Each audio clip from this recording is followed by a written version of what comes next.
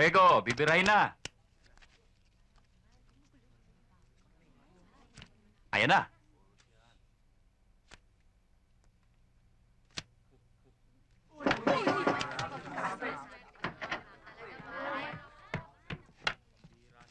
Boss, nandiyan ang utol mo.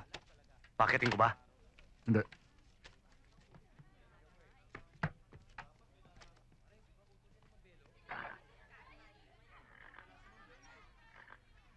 Kuya, napasyal ka. Ano ba atin? Ano ang atin? Ito atin. Mainit ang ulo ko, puyat ako, wala pa akong tulog. Itigil mo na yung monte na yan. Lumalabas sa mga mata ng tao. Ako pa ang protector niyan. Minamantsa mo yung uniforme ko, tol. Pag hindi mo sinibagan, ikaw sisibagan ko.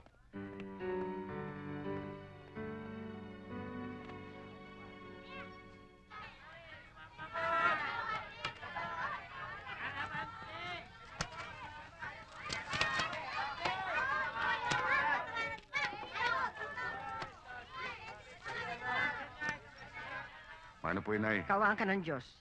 Eseng, nabalitaan kong nagliparan na naman daw ang pinggan doon sa bahay mo. Nag-away na naman kayo ng asawa mo. Wala ho yun, Inay. Karoon lang kami ng konting di pagkakaunawaan.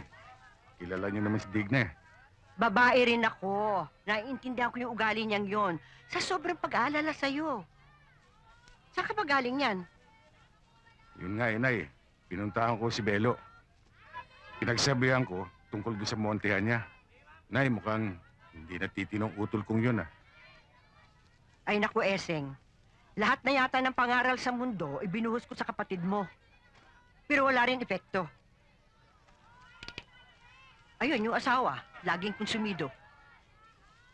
Hoy!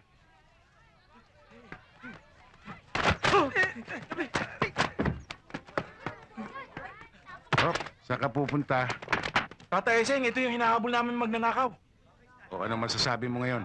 Hindi ho ako, Tata. Yung kasama ko. O isama mo ito sa mga kasama niya. Tena, punta tayo sa kasama mo. Ang tapang naman niya. Akalain mo dito pa nakaisip magnakaw? Inay, ang mga magnanakaw, walang pinipiling lugar.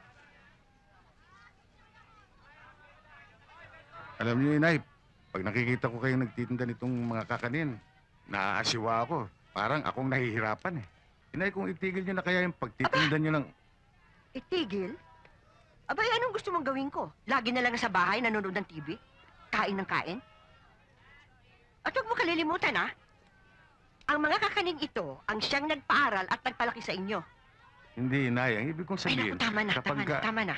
Oh, kumain ka. Kumain ka, tikman mo ito.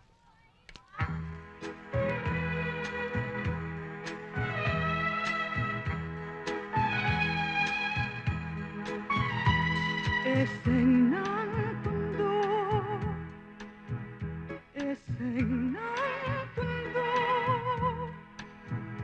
ang puso ay dakila, mapagmahal sa kapwa. Di mo siya masusubukan, basta't nasa katuwiran. Batas ay pinaiiran, walang kinikilingan. Eseng ng mundo, pagkat tao'y totoo, kahit buhay ngayalay, kung ito'y kinakailangan. Kung mayroong manlilikha, ang Diyos ay babaw ng lupat na pagkamaginoo. Yan ay si Eseng ng Tondo.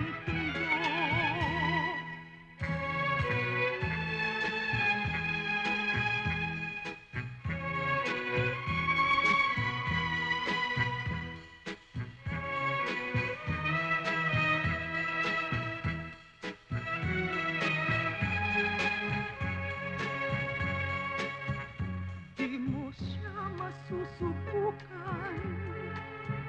basta't nasa katuwalay, kung ito'y kinakailangan.